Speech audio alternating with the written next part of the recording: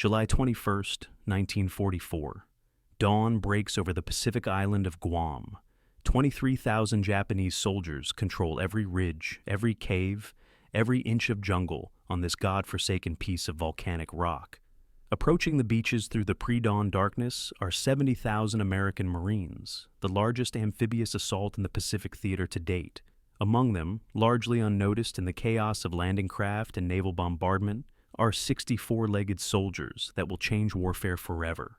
Private Edmund Adamski, a kid from Chicago barely old enough to vote, clutches the leash of his Doberman Pinscher, Big Boy, as their landing craft pitches violently in the surf. Around him, seasoned Marines check weapons and exchange grim looks. They've heard the stories from Tarawa and Saipan. They know what's waiting on those beaches, but they haven't seen what Adamski and his fellow dog handlers are bringing to this fight. "What the hell is the point of those mutts?" a sergeant yells over the roar of the engines. "Gonna bark the Japs to death?" Adamski doesn't respond. He's heard it all before. The jokes, the skepticism, the outright mockery. When the Marine Corps War Dog program started just 2 years earlier, even American officers had laughed. The idea of dogs as combat soldiers seemed like something from a Hollywood movie, not serious military doctrine. The Germans had used dogs in limited roles, sure, but never on this scale, never like this. What that sergeant didn't know, what none of the doubters understood, was that they were witnessing the birth of a weapon system that would save thousands of American lives, revolutionize military tactics, and never, not once, fail to deliver on its promise. By the time the sun set on Guam 3 weeks later, those mutts would have proven themselves worth more than entire battalions of infantry. And the jokes would die, along with those who made them. This is the story of how America took man's best friend and turned them into warriors. How patriotic families donated their beloved pets to save soldiers they'd never meet. How skepticism transformed into reverence. And how 60 dogs on a godforsaken island proved that sometimes the best weapon isn't the one that fires the most rounds. It's the one with 4 legs and a wet nose. The birth of an idea nobody wanted. The concept of military working dogs in America didn't start with some brilliant general's strategic vision. It started with desperation and civilian initiative after the most catastrophic intelligence failure in American history, Pearl Harbor. December the 7th, 1941, changed everything. As Japanese bombs rained down on the Pacific Fleet, America awoke to a terrifying reality. The enemy could strike anywhere, at any time, and traditional defenses weren't enough. Coastal installations, ammunition dumps, supply depots, and industrial facilities suddenly seemed impossibly vulnerable. The U.S. Army needed guards, thousands of them, and there simply weren't enough trained soldiers to go around. In January 1942, just weeks after Pearl Harbor, a group of civilian dog enthusiasts from the American Kennel Club formed an organization called Dogs for Defense. These weren't military strategists or tactical geniuses. These were dog lovers who understood something fundamental. Dogs could smell what humans couldn't see, hear what humans couldn't hear, and detect threats long before any soldier knew danger was near. The idea was simple, almost naively so. Families across America would donate their dogs to military service, just like their sons were volunteering to fight. These dogs would be trained to guard critical installations, freeing up human soldiers for combat roles. It was patriotic, it was practical, and to most military minds, it was completely ridiculous. Lieutenant Colonel Clifford C. Smith of the U.S. Army Quartermaster Corps was one of the few who saw the potential. In early 1942, he approached his commanding officer, Major General Edmund B. Gregory, with a proposal. Let's try an experimental program using donated dogs as sentries at supply depots. Gregory, perhaps recognizing that desperate times called for unconventional solutions, agreed to give it a shot.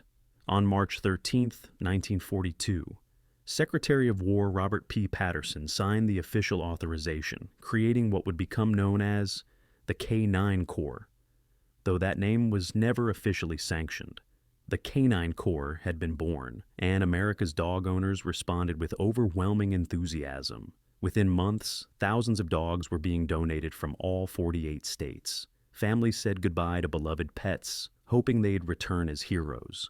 The U.S. Army Quartermaster Corps, more accustomed to managing supplies and equipment than living weapons systems, suddenly found itself responsible for transforming house pets into soldiers. Initially, they accepted over 30 different breeds, everything from German Shepherds to Collies to mixed breeds. The diversity was impressive, but it quickly became clear that not every dog was cut out for war. The first training center opened at Front Royal, Virginia, in August 1942. What happened there would have made most civilian trainers quit in frustration. Of the initial thousands of dogs donated, nearly 45% washed out of training. Some were too old, too small, or too gentle. Others had medical issues. Many simply lacked the temperament for combat. House pets that had spent years sleeping on couches and begging for table scraps couldn't handle the stress, the noise, the discipline of military life. But those that made it, those that passed the grueling selection process, revealed something extraordinary. With proper training, dogs could do things that human soldiers simply couldn't. They could detect approaching enemies at distances up to 1,000 yards. They could smell ambushes before they were sprung. They could navigate terrain in complete darkness. They could distinguish friend from foe with a reliability that bordered on supernatural. By fall 1942, the program had been refined. The Quartermaster Corps narrowed the acceptable breeds down to 7 that showed the most consistent performance: German Shepherds, Belgian Sheepdogs, Doberman Pinschers, Collies, Siberian Huskies, Malamutes, and Giant Schnauzers. Additional training centers opened at Fort Robinson, Nebraska, and other locations across the country. The training regimen was systematic and, for 1942, remarkably sophisticated. Total training time averaged 8 to 12 weeks, about the same as human basic training. First came what handlers called basic training for dogs. Fundamental obedience commands like sit, stay, come, and heel. These weren't just party tricks. In combat, a dog that wouldn't obey instantly could get its handler killed. But basic obedience was just the beginning. The dogs had to be desensitized to the chaos of warfare. They were exposed to gunfire, artillery sounds, explosions, and the roar of military vehicles. They learned to wear muzzles and gas masks. They practiced riding in jeeps and landing craft. Everything that might appear in combat was simulated in training. After completing basic training, each dog was evaluated and assigned to one of 4 specialized programs based on its temperament and abilities. Sentry dogs were trained on short leashes to accompany guards on patrol. They learned to give warning by growling, alerting, or barking when strangers approached. These dogs were especially valuable for working in darkness when visual detection was impossible. They worked coastal fortifications, ammunition dumps, arsenals, and industrial plants.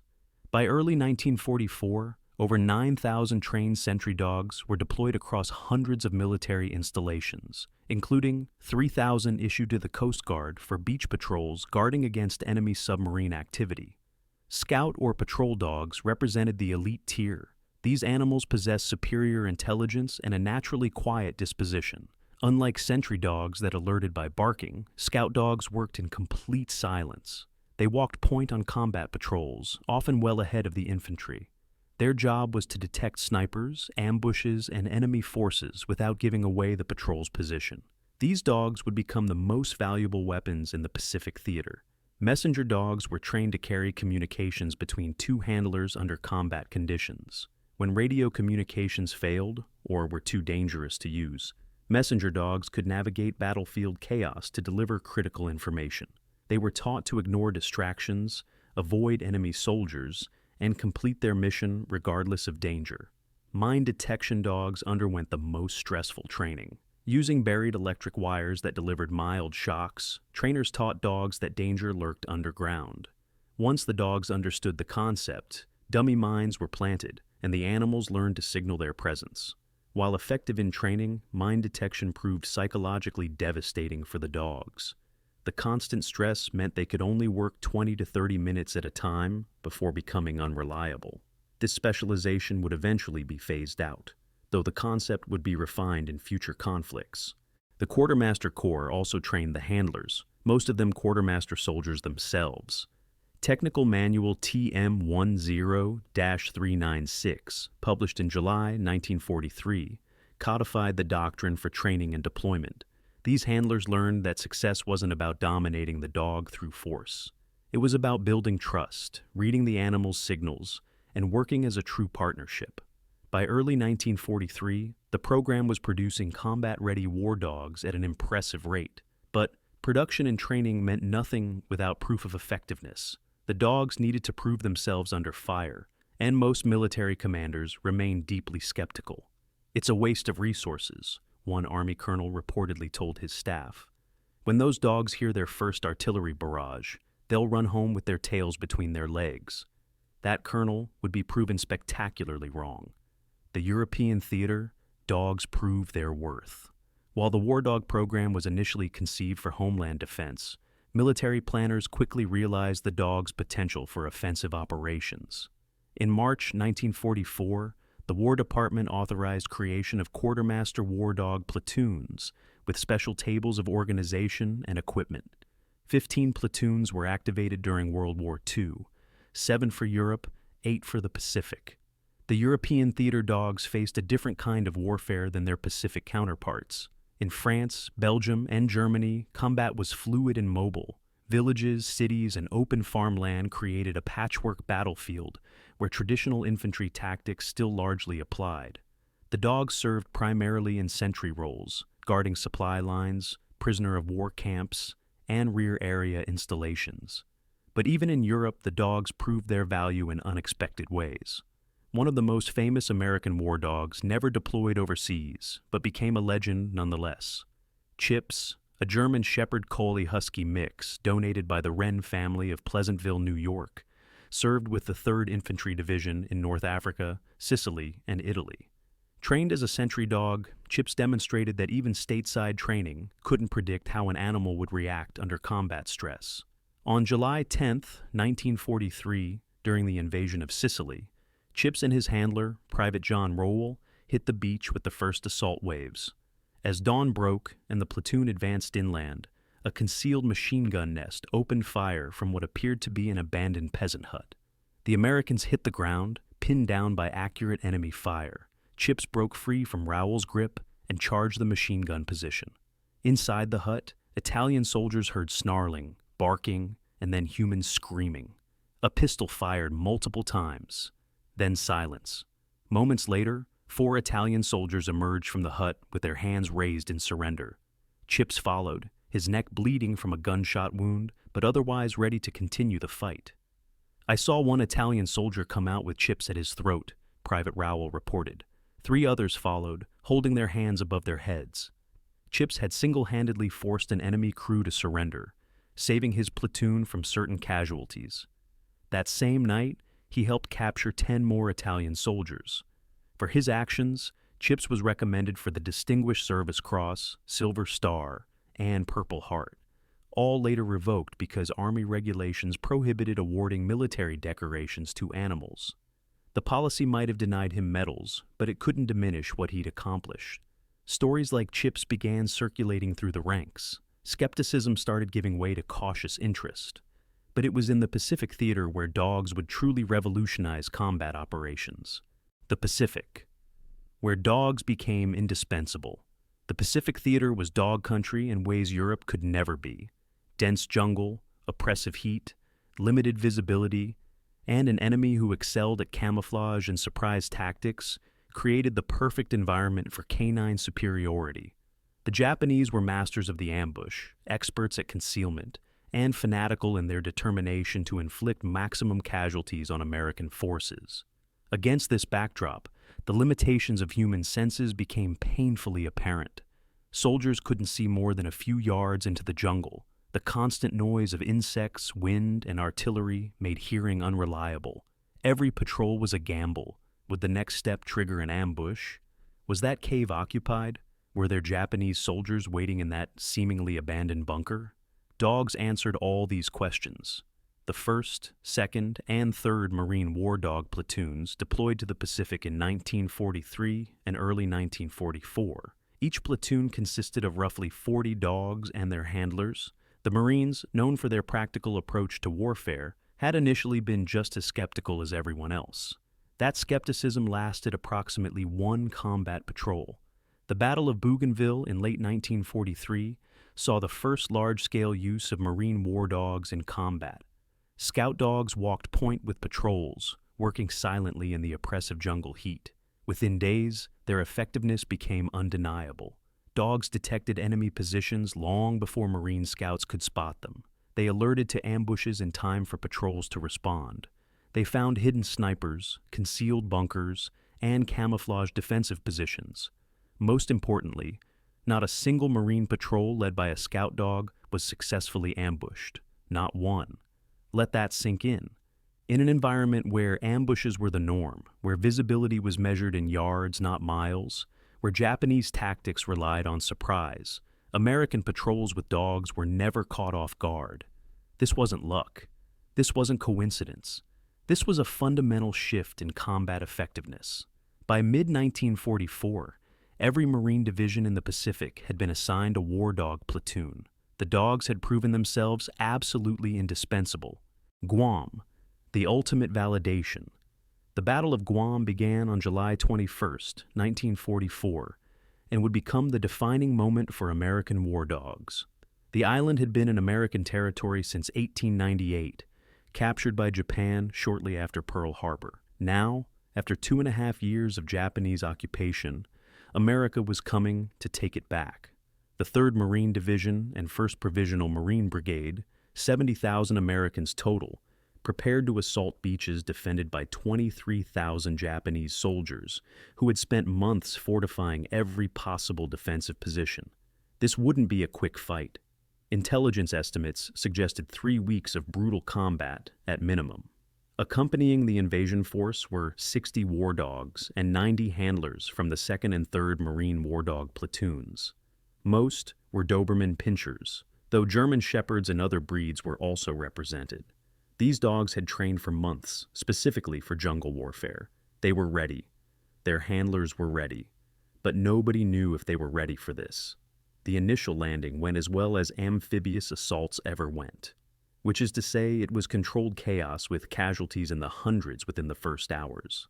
The Marines established beachheads at Asan Adaloop and below Arote Peninsula, but the Japanese controlled the high ground and had prepared extensive cave systems for defense.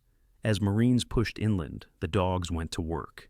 On the 2nd day of battle, Private Alan Jacobson and his Doberman, Kurt, were walking point for a Marine patrol advancing through dense jungle. Kurt suddenly stopped, ears erect, body rigid. Jacobson immediately signaled halt. The patrol dropped to combat positions.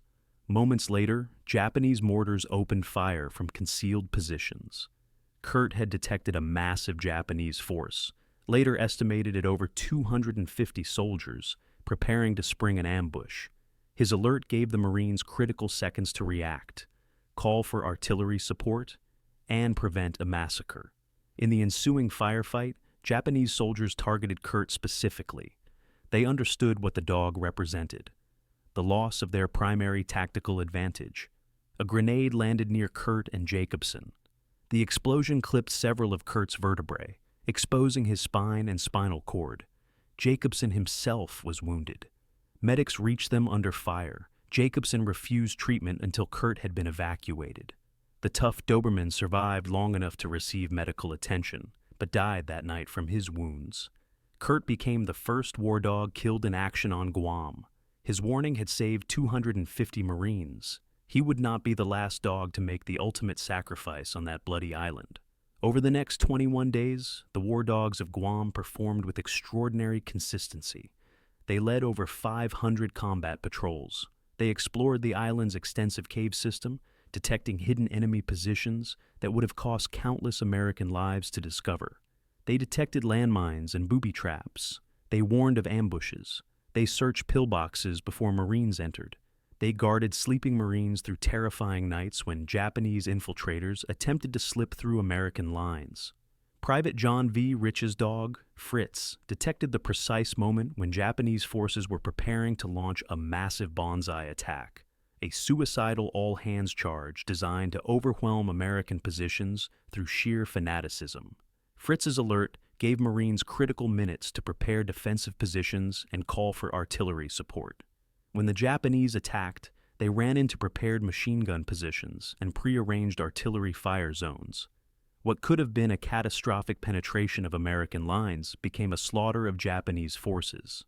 Sergeant James Brooker's dog, Prince, trapped 8 Japanese soldiers on Mount Tapochau during a single patrol.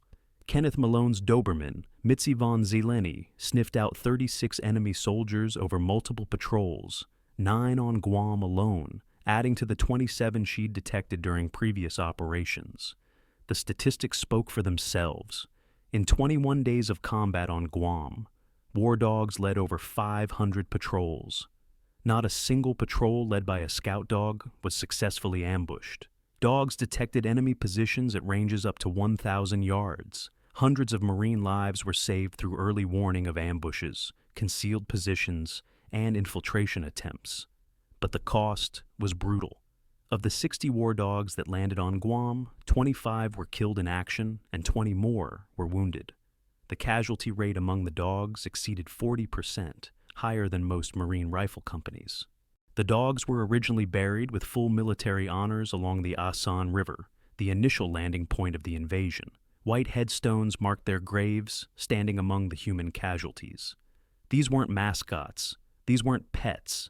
These were soldiers who had died in combat, and the Marines who fought alongside them made sure everyone knew it. Peleliu, dogs in hell.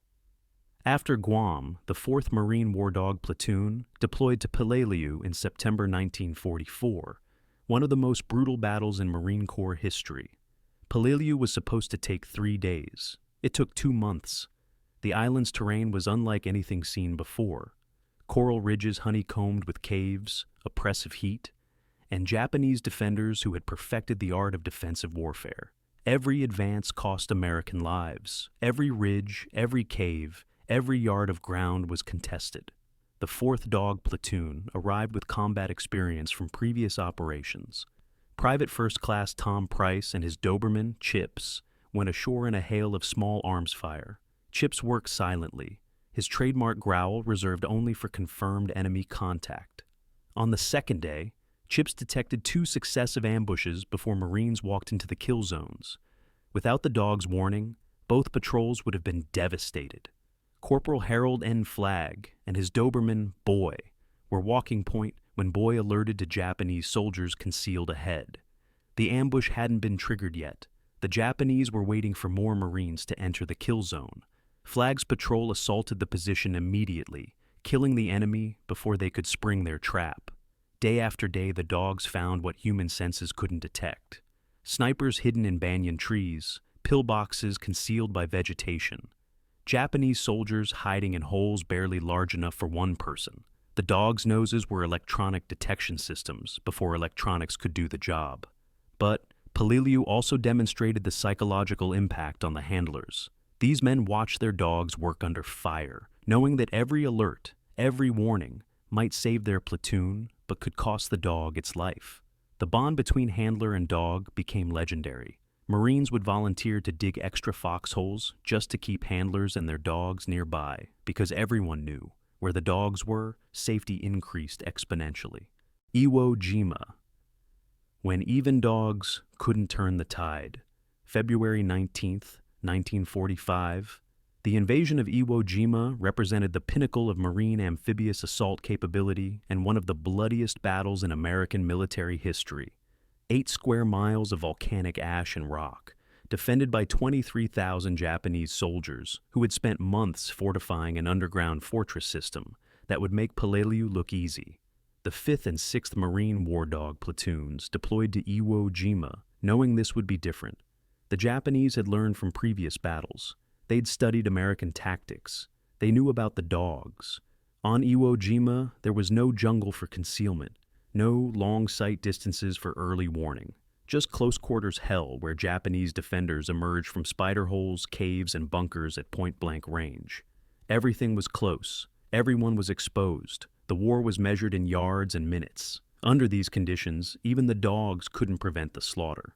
Private First Class Walter Josefiak and his dog Rusty encountered Japanese soldiers near a cave entrance. Josefiak killed 3 enemies, but was mortally wounded by a mortar round. Rusty, trained to protect his handler, moved to defend the fallen Marine. A grenade exploded nearby, tearing the dog nearly in half. Both died within sight of each other. Private James E. Wallace of the 5th Division was killed by mortar fire while on patrol. His German shepherd, Fritz, was wounded in the same attack. After recovering, Fritz went back to work, sniffing out 3 Japanese infiltrators before they could throw grenades at sleeping Marines. The casualties among both dogs and handlers were horrific. In 36 days of combat, over 6,800 Marines were killed and 19,000 wounded. The dogs suffered proportionally similar losses. Yet, even in this hell, they saved lives. The 6th Marine War Dog Platoon, commanded by 2nd Lieutenant Robert Worth, worked extensively in the island's cave systems. The Japanese had dug hundreds of caves and tunnels connecting defensive positions. Each cave had to be cleared, a job that typically fell to demolition teams with flamethrowers and grenades. The dogs sniffed out cave entrances, detected enemy soldiers hiding in the tunnels, and gave advance warning when caves were occupied versus abandoned. This alone saved countless casualties. Instead of Marines walking blind into occupied positions, the dogs provided intelligence that allowed for tactical assaults using supporting weapons. Marines on Iwo Jima thanked God for the dogs and volunteered to dig foxholes just to keep the handlers around.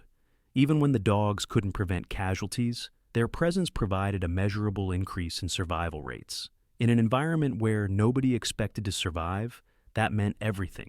After 36 days, Iwo Jima was declared secure. The American flag flew from Mount Suribachi in the iconic photograph that would define Marine courage for generations. But the photograph didn't show the dog handlers who'd led patrols, didn't show the Dobermans and shepherds who'd given their lives, didn't show the foxholes where handlers had cradled wounded dogs while artillery rained down. Okinawa and the end. By April 1945, the war in the Pacific was entering its final, bloodiest phase. The invasion of Okinawa would be the largest amphibious assault in the Pacific theater. Over 500,000 Allied personnel against 100,000 Japanese defenders who knew this was the last major island before Japan itself. The War Dog platoons that deployed to Okinawa were veterans now. Their handlers had survived multiple campaigns. The dogs themselves were experienced combat soldiers who'd seen more action than most human infantry. They knew the sounds of battle, understood the tactics, recognized the enemy. Okinawa lasted 82 days. It was typhoon season. Rain turned the battlefield into a muddy nightmare. Casualties on both sides were staggering, yet the dogs continued working. They detected infiltrators attempting to slip through American lines at night. They found hidden artillery positions. They cleared caves and bunkers. They walked point on patrol after patrol, their handlers trusting their senses more than any human scout could provide. By war's end, the statistics told a story that no amount of skepticism could deny. Over 10,000 dogs trained for military service.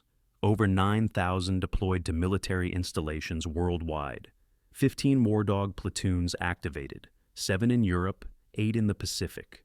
Over 500 combat patrols led on Guam alone with 0 ambushes. Hundreds of Marine lives saved through early warning and detection. 25 dogs killed in action on Guam. Dozens more killed or wounded across other Pacific operations. Not a single Marine patrol led by a scout dog was successfully ambushed in the entire Pacific theater. That last statistic bears repeating. Not one ambush succeeded. In an environment where Japanese tactics relied heavily on surprise, camouflage, and ambush, American scout dogs eliminated the enemy's primary advantage.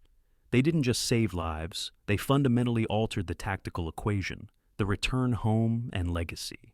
When the war ended in August 1945, the Quartermaster Corps faced an unexpected problem: what to do with the surviving war dogs. Over 500 dogs had served in combat roles in the Pacific. Most had been donated by American families who'd been promised their pets would return if they survived.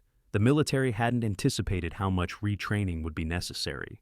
These weren't house pets anymore. They were combat veterans who'd been trained to detect and attack enemies, work under fire, and respond to situations most domestic dogs would never encounter.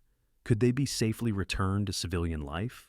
Lieutenant William Putney, who'd commanded both the 2nd and 3rd Marine War Dog platoons, was appalled to learn that some Marine war dogs had been euthanized in the Pacific before objections could be raised.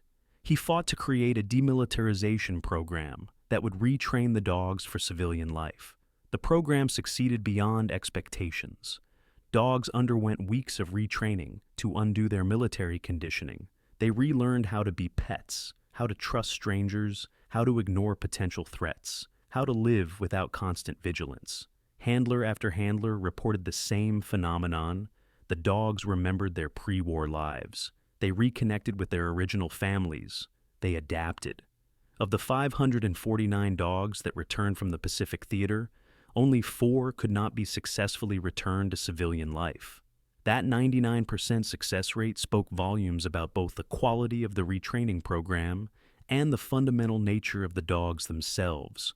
They'd been soldiers when needed. They became pets again when the war ended. Many handlers adopted their war dogs, unwilling to part with animals that had saved their lives multiple times. These pairings often lasted the rest of the dogs' natural lives, the bond forged in combat too strong to break. Private Edmund Adamski, who'd landed on Guam with Big Boy on that chaotic July morning in 1944, later wrote about his experience. "That dog was my companion. I could talk to him. Even under fire, he could tell if I was scared or whatever. That dog knew how I felt better than most people ever could." The transformation of military doctrine. The success of the World War II War Dog program fundamentally changed American military thinking about the role of animals in combat.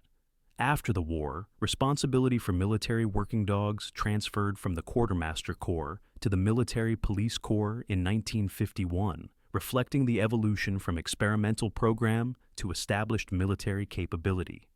During the Korean War, approximately 1,500 dogs served, primarily in sentry roles. In Vietnam, 4,000 dogs were deployed, with roles expanded to include tracking, drug detection, and casualty search. It's estimated that K-9 units in Vietnam saved over 10,000 American lives. A direct continuation of the lessons learned in World War II, the German soldiers and officers who initially laughed at American dog handlers learned the hard way that mockery turned to respect very quickly. German prisoners of war in both theaters reported extensive intelligence briefings about American war dogs, warning soldiers to watch for handlers and their animals. The Japanese issued similar warnings, noting that patrols accompanied by dogs were exponentially more dangerous to ambush.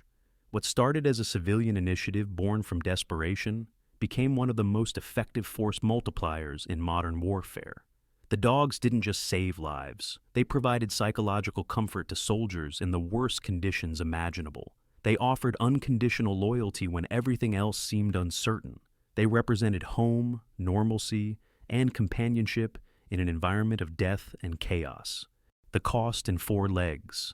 By war's end, over 281 dogs had been killed in action or died from service-related causes. Each one had been donated by an American family who'd said goodbye to a beloved pet, hoping they'd return, but knowing they might not. The dogs buried at the Marine Corps War Dog Cemetery on Guam represent just 25 of those casualties, but their story became the symbol for all who served. When retired veterinarian William Putney visited Guam in the 1980s and found the cemetery overgrown and neglected, he launched a campaign to restore it. Through the United Doberman Club and other organizations, he raised funds for a proper memorial. In 1994, the National War Dog Cemetery was dedicated with a statue of Kurt, the Doberman who'd saved 250 Marines, watching over the graves of his fellow soldiers. The statue shows Kurt with ears erect, eternally alert, forever on guard. The base lists the names of all 25 dogs killed on Guam. Replicas of the memorial were later installed at the University of Tennessee College of Veterinary Medicine, the Alfred M. Gray Marine Corps Research Center at Quantico, and Auburn University's College of Veterinary Medicine. In 2013, the Military Working Dog Team's National Monument was unveiled in San Antonio, Texas, the first national monument dedicated to dog teams from all branches of the military. These memorials ensure that future generations understand what happened on those Pacific islands. They preserve the memory of animals who couldn't understand concepts like patriotism or duty, but who served anyway because the humans they loved asked them to. The statistics nobody expected. When Dogs for Defense began soliciting donations in January 1942, they estimated they'd need about 200 dogs. Within months, thousands had been donated. By war's end, over 19,000 dogs had been procured, though approximately 45% were rejected as unsuitable for military service. Of those that made the cut, over 9,000 served as sentry dogs at military installations. 3,000 served with the Coast Guard for beach patrol. Approximately 1,000 served in combat roles in the Pacific Theater. Several hundred served in Europe. 15 war dog platoons were activated. The effectiveness ratings were unprecedented. Scout dog-led patrols in the Pacific, 0 successful ambushes.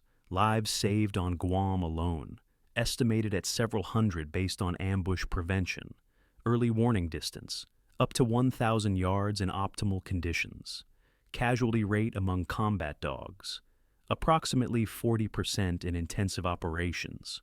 Return rate to civilian life, 99% successful. The cost-benefit analysis was staggering.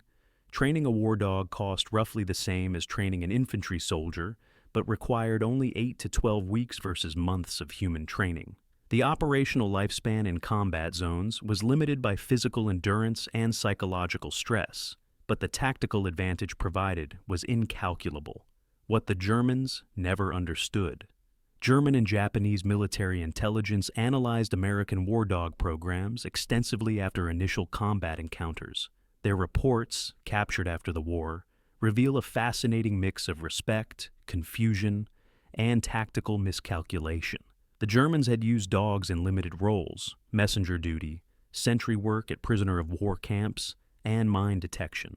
But they never fully integrated dogs into offensive combat operations the way Americans did. This wasn't because they lacked the capability.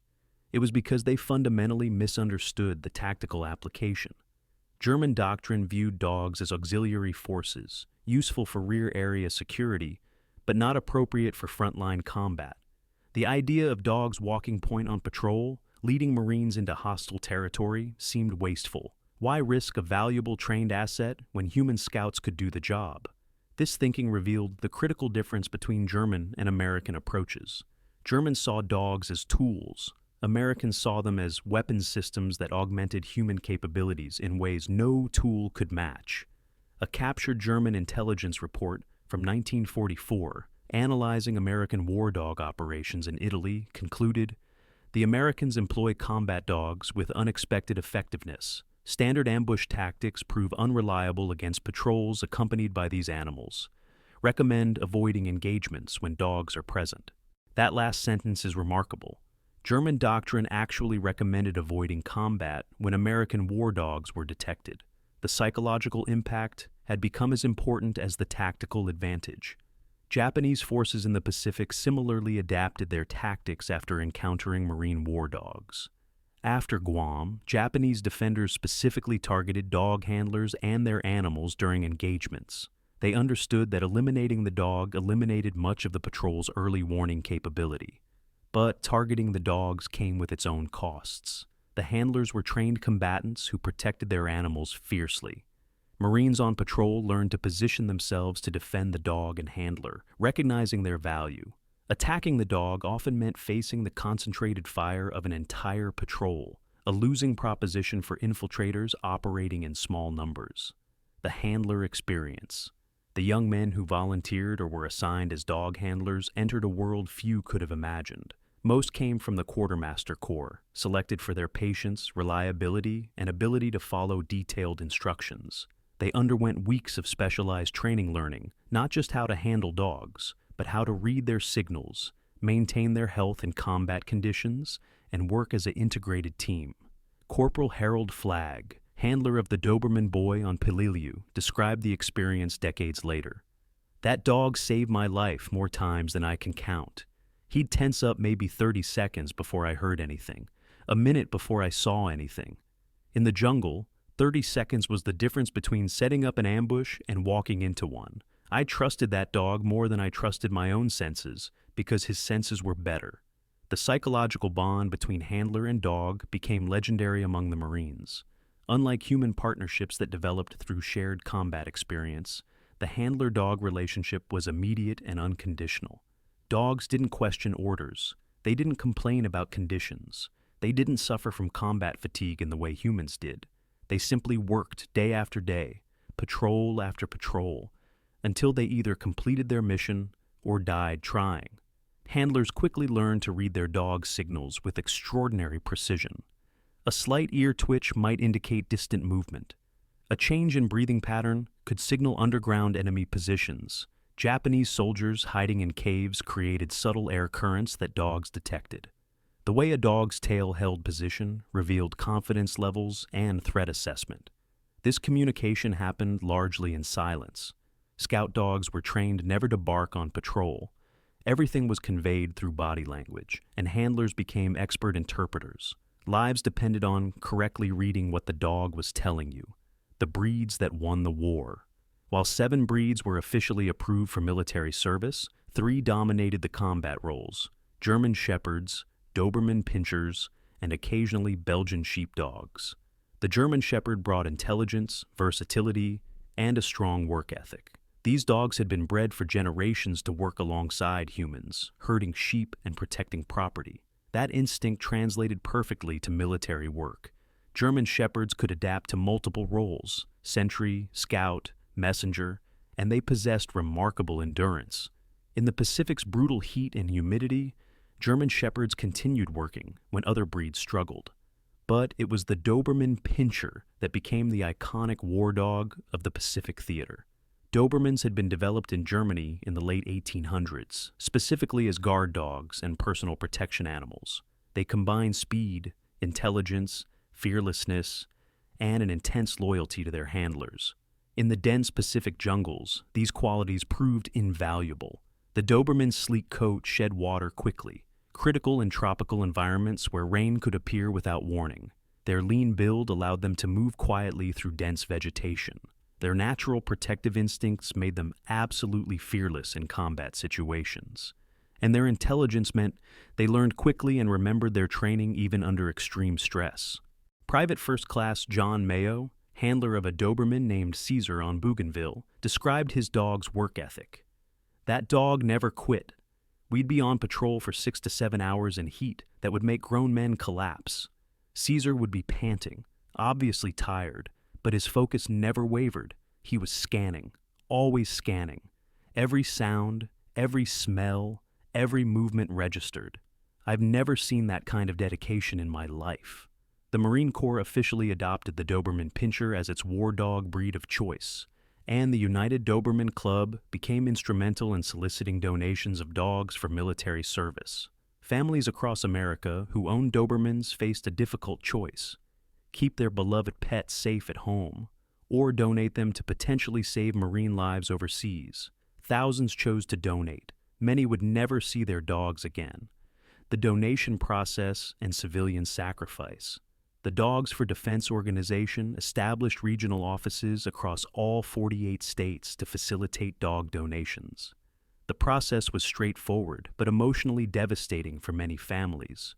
Owners would bring their dogs to collection points where military veterinarians and trainers conducted initial assessments. The dogs underwent medical examinations checking for health problems that might disqualify them. Then came temperament testing, exposure to loud noises, interaction with strangers, response to stress situations. Dogs that passed these initial screenings were accepted into the program. Owners signed paperwork, transferring ownership to the U.S. military for the duration of the war, with the promise that surviving dogs would be returned to civilian life when hostilities ended. The goodbyes were heart-wrenching. Families said farewell to dogs they'd raised from puppies, animals that had been part of their households for years. Children cried as their playmates were led away. Parents tried to explain that Max or Buddy or Rex was going to help win the war, to protect American soldiers, to do their part. Many donors never expected to see their dogs again. They understood the reality. Combat was dangerous, and dogs couldn't take cover like humans.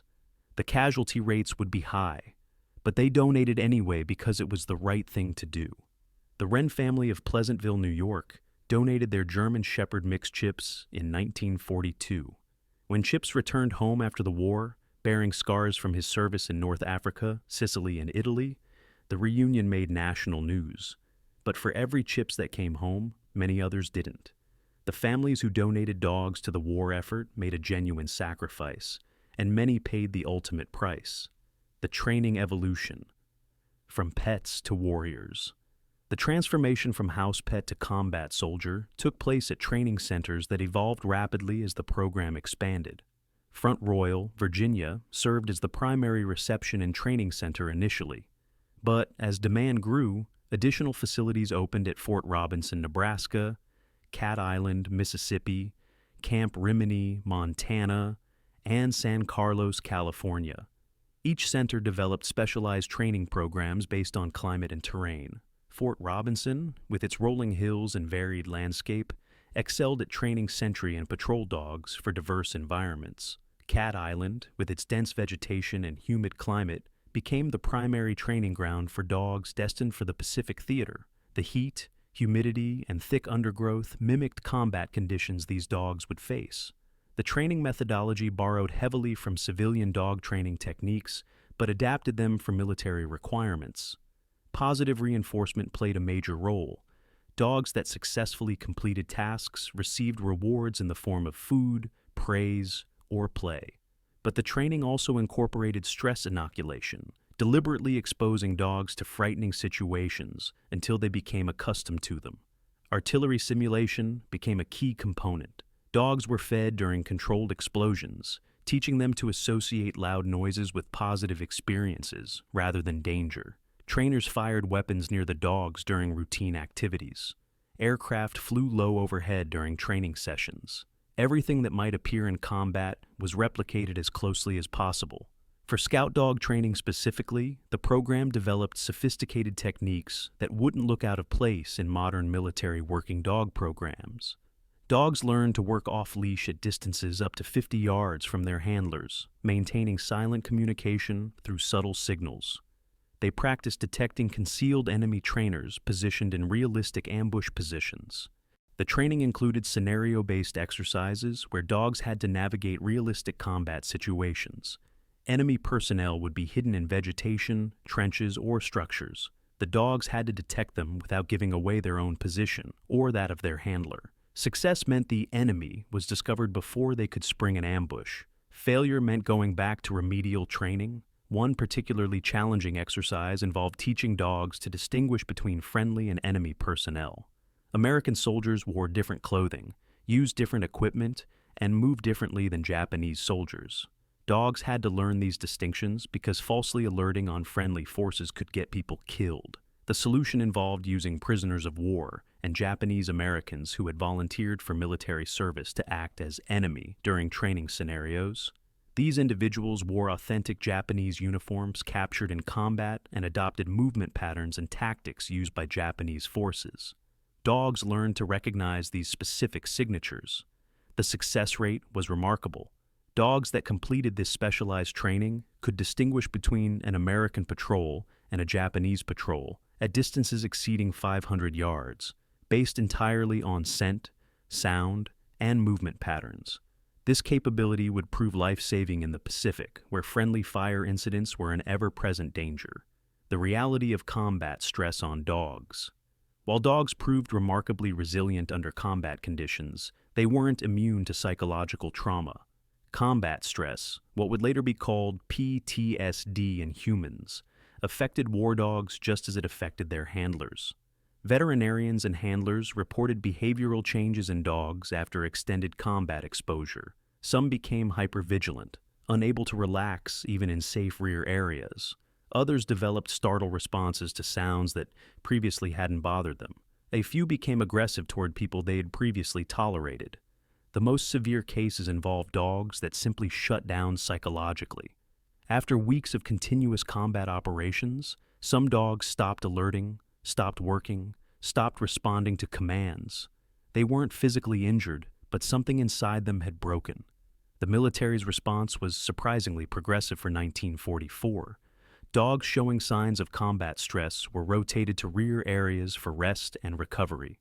They received consistent feeding, regular exercise, and most importantly, time away from the constant danger and noise of combat zones. Many recovered and returned to duty. Those that didn't were retired from combat roles and reassigned to sentry duty in safer locations. Lieutenant William Putney, the Marine officer who commanded multiple war dog platoons, understood this better than most. He'd seen firsthand how combat affected both dogs and handlers. In his memoir, Always Faithful, published decades after the war, he wrote about the psychological toll on the animals. These dogs gave everything they had. They worked until they couldn't work anymore. Some died from enemy fire. Others died from sheer exhaustion and stress. The ones that survived carried scars, some visible, most not. But they'd done what we asked of them, and they deserved to be treated with respect and dignity. That philosophy guided the demilitarization program at war's end. But during the fighting, dogs were expected to perform regardless of stress. The war didn't pause for psychological recovery, and neither could the dogs. The Japanese response and tactical adaptation. Japanese forces initially had no counter to American war dogs. Their military doctrine didn't include canine units, and they'd never encountered scout dogs used in offensive operations. The first encounters left Japanese commanders confused and frustrated. Why couldn't their ambush tactics work anymore? How were American patrols detecting concealed positions? What had changed? Captured Japanese documents from late 1944 reveal the moment Japanese intelligence figured it out. A report filed by a Japanese battalion commander on Peleliu noted, "American patrols are accompanied by large dogs that appear to detect our positions before visual contact. Recommend targeting these animals with priority to restore tactical advantage." Orders went out across Japanese-held territory. Kill the dogs first. This tactical shift actually backfired on Japanese forces. Targeting the dogs meant revealing positions prematurely. Handlers were trained combatants who fought fiercely to protect their animals. Marine patrols learned to position themselves defensively around dog handler teams, creating protective formations that made targeting the dogs suicidal for attackers.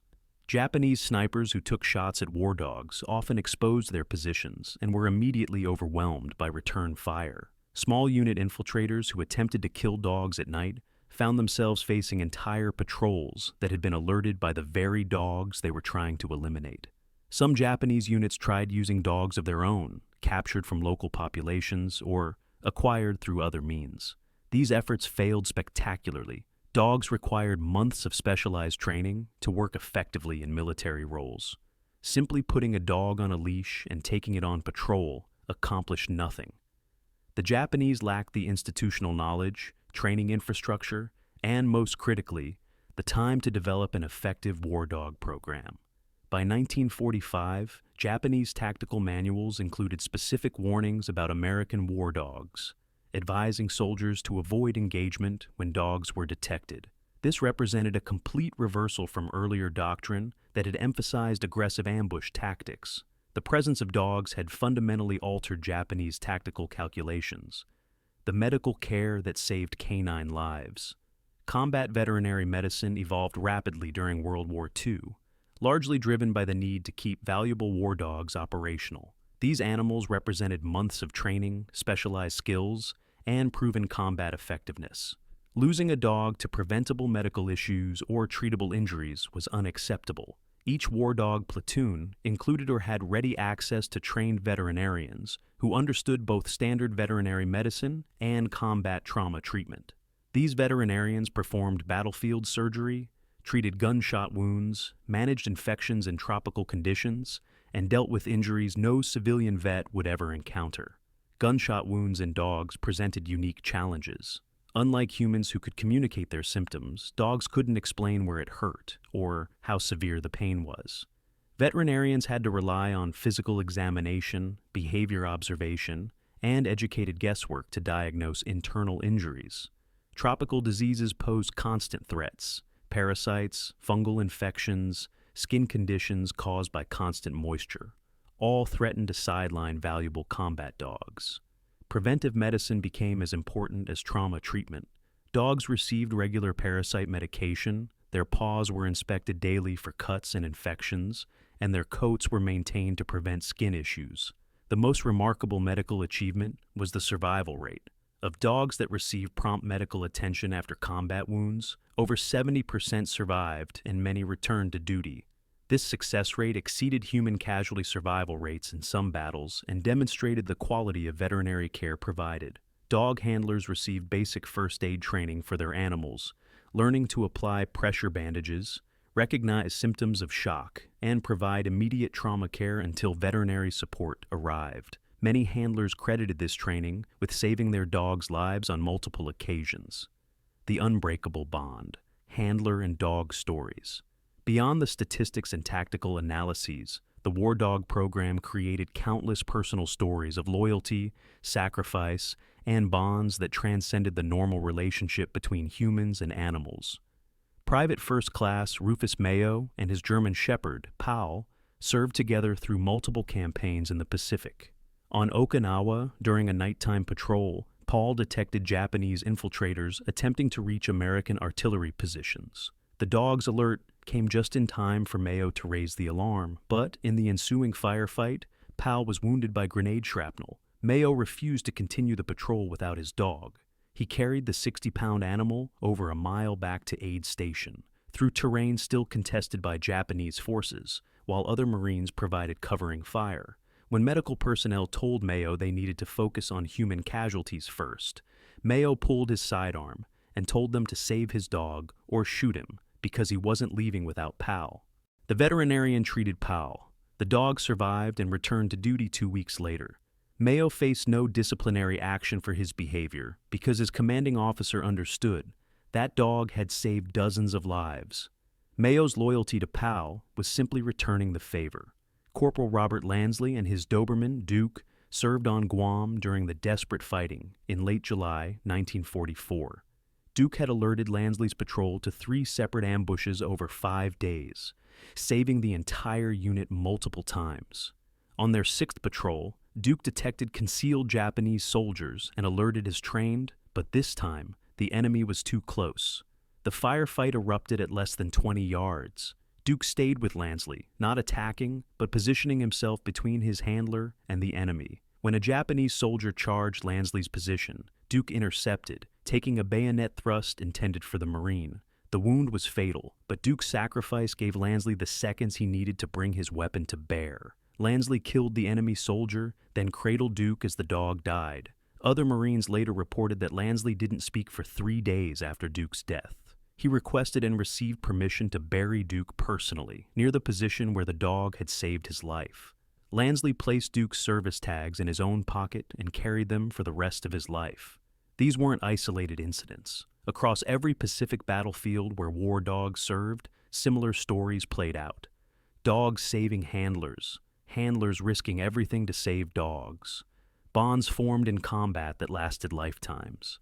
Private Edmund Adamski, who'd landed on Guam with his Doberman Big Boy in those chaotic first hours, later described the relationship.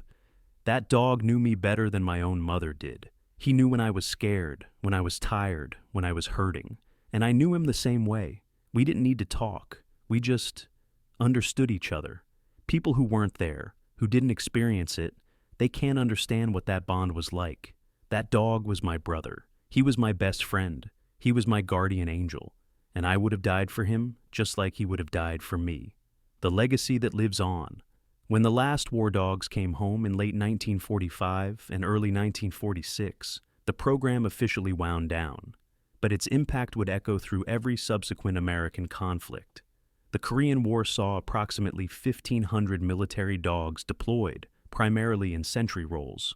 The lessons learned from World War II had been preserved, the training methods refined, the tactical applications documented. Vietnam brought a massive expansion of military dog operations. 4,000 dogs served in Southeast Asia, and their roles expanded beyond sentry and scout work to include tracking enemy movements, detecting tunnels and booby traps, and even psychological operations. It's estimated that K-9 units in Vietnam saved over 10,000 American lives, a direct result of doctrine developed in World War II. The modern military working dog program traces its lineage directly back to those first dogs that landed on Guam in 1944. Today's bomb-sniffing dogs in Afghanistan and Iraq use detection techniques refined from World War II mine detection training.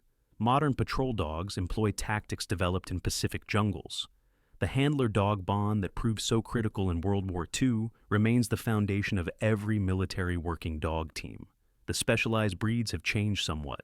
Belgian Malinois now dominate many roles previously held by German Shepherds. But the fundamental truth remains. Properly trained dogs can detect threats human senses miss, and the bond between handler and dog creates a weapon system more effective than any technology. In 2000, Congress passed legislation allowing retirement and adoption of military working dogs, reversing the previous policy that required euthanasia. This change came partly from advocacy by World War II war dog handlers who'd never forgotten their animals and wanted to ensure modern dogs received better treatment. The Military Working Dog Team's National Monument, dedicated in 2013, stands as permanent recognition of what these animals accomplished. The monument features bronze sculptures of handlers with their dogs, representing the partnership that began in desperation in 1942 and evolved into one of the most effective military programs in American history.